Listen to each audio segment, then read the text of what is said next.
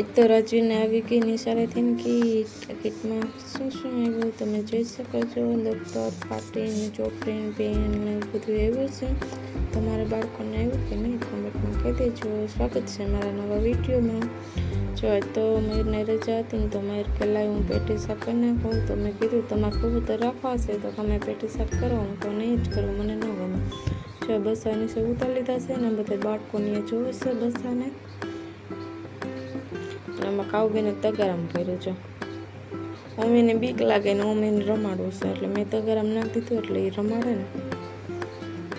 જો અહીંયા બેઠી રમાડે તો આપણે છે ને વિડીયો ઉતાર લઈને નકર આપણે વિડીયો ઉતારવા ન દઈએ, ગાંડી છે.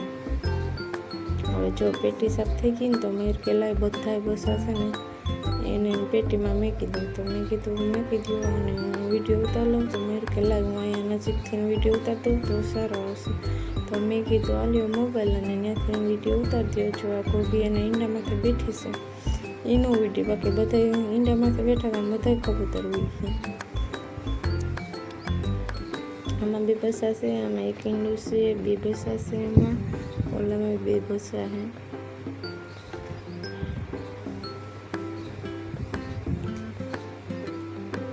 આ તો જો કેવી પાખું મારે છે. કેમ માં અડવા ન દે ને બસાને. ઓલા બધા તો એવાયા છે. આ તો એક આવ્યું છે 3-4 દીથી એટલે એ નથી અડવા દેતું. આ બધા છે ને એ એવાયા છે. જો હવે રાજુના નિશાળે આપણે પૂગી ગયા છે ને ત્યાં ઉજવણી હતી. જે બાળકો નવા હવા બેઠા હોય ને એને દફતરને આપવાના હતા. જેને નંબર આવ્યો હોય એને આપવાના હતા ઇનામ.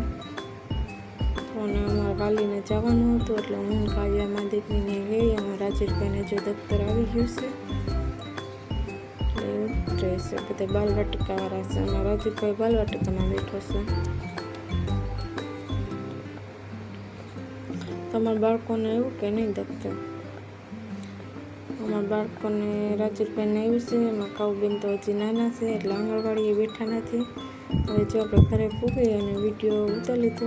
અમારા કબૂતર જો બેઠા છે અહીંયા પેટીમાં ને હતા